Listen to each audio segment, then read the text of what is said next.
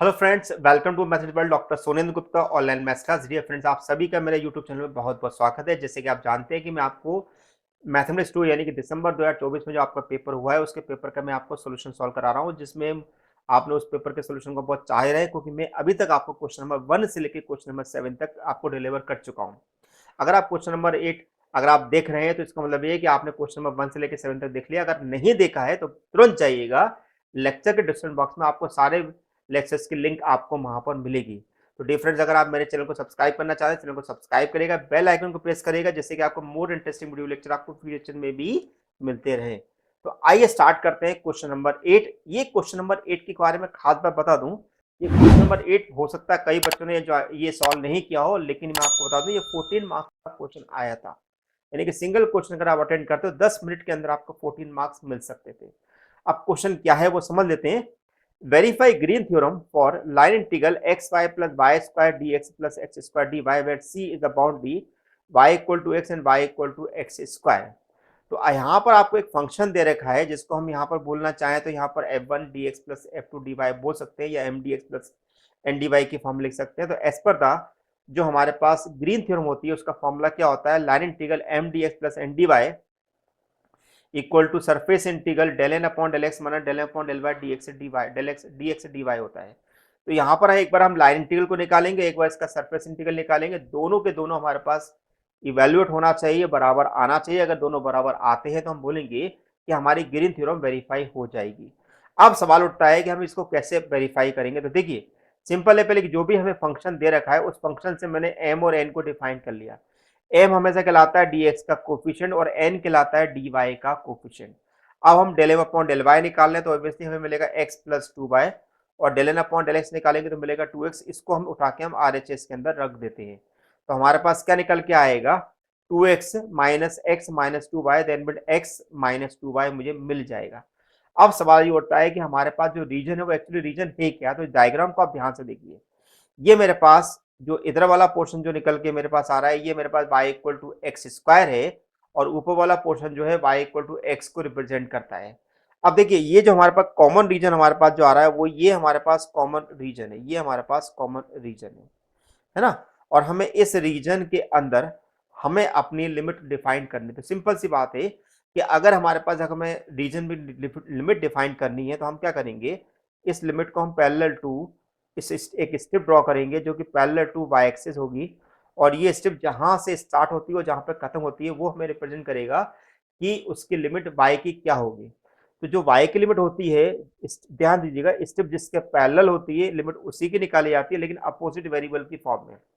तो हमारी स्टेप जो है स्टार्ट हो रही है y equal to x square से, यानी कि y की लोअर लिमिट जो है एक्स स्क्वायर हो गई, और खत्म हो रही है y इक्वल टू एक्स पे। y इक्वल टू एक्स पे हमारे पास ये खत्म हो रही है। इसका मतलब है कि y की जो लिमिट है वो एक्स स्क्वायर से x है। आप बोलोगे कि सर x की लिमिट कैसे निकाले। सिंपल है कि अगर हमारे पास y equal to x square और y इक्वल टू एक्स अगर हमें दिया हुआ है, दोनों को अगर मैं इक्वेट करूं तो मुझे मिलेगा x square equal to x. X को मैंने कॉमन निकालू तो मेरे पास आएगा एक्स माइनस 1 इक्वल टू 0। तो एक्स इक्वल टू मिलेगा मुझे 0 और 1।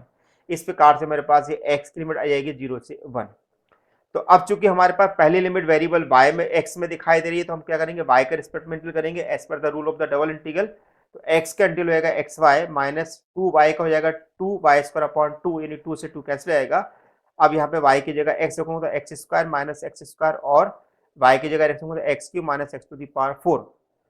तो अब हमें क्या मिलेगा, माइनस साइन को बाहर निकाले तो x cube minus x to the power 4।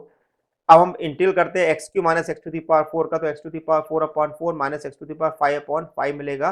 जैसे ही अपर लिमिट रखूंगा तो 1 अपॉन 4 माइनस 1 अपॉन 5 मिलेगा। तो 1 अपॉन 4 माइनस 1 अपॉन 5 को सॉल्व करते हैं तो 1 अपॉन 20 मिलता है। चूंकि माइनस साइन बाहर है तो माइनस 1 अपॉन 20 हमें मिलेगा। अब हम क्या निकालेंगे, इसका एलएचएस, यानी कि हम लाइन इंटीग्रल निकालेंगे। जब लाइन इंटीग्रल निकालेंगे तो थोड़ा ध्यान से समझिएगा, हमारा लाइन इंटीग्रल जो है दो पार्ट में स्प्लिट हो रहा है। एक हमारे पास ये वाला लाइन जा रहा है, इस लाइन को हम यहाँ पर क्या नाम दे रहे हैं, y equal to x square. ये वाली लाइन की बात कर रहा हूँ मैं, ये जो हमारे पास लाइन जा रही है।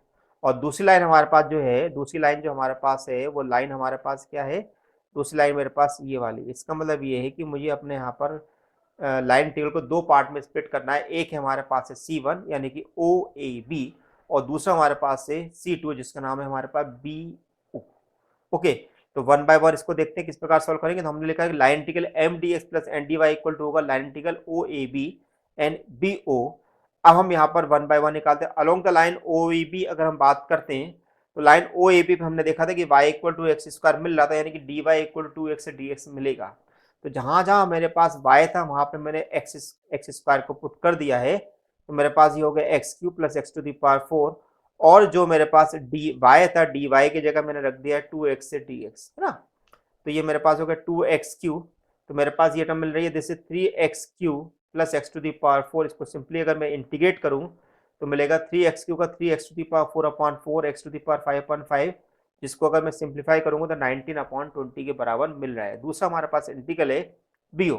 अब BO पे हमारे पास लिमिट जो थी ऊपर से नीचे थी, क्या थी हमारे, ध्यान दीजिएगा, हमारे पास BO पे लिमिट जो थी ऊपर से नीचे थी, यानी कि हमारी डायरेक्शन इस प्रकार से जा रही है। तो यहाँ पर हमारे पास y की जो लिमिट है 1 से 0 है और x की लिमिट भी 1 से 0 हमारे पास आ रही है, इसलिए हम यहाँ पर अपनी लिमिट जो है 1 से 0 यहाँ पर कंसिडर कर रहे हैं। Okay, y equal to x, तो dy इक्वल टू क्या होगा, dx होगा, यानी कि x इंटू एक्स स्क्वायर यानी कि हमारे पास 3x स्क्वायर मिल जाएगा।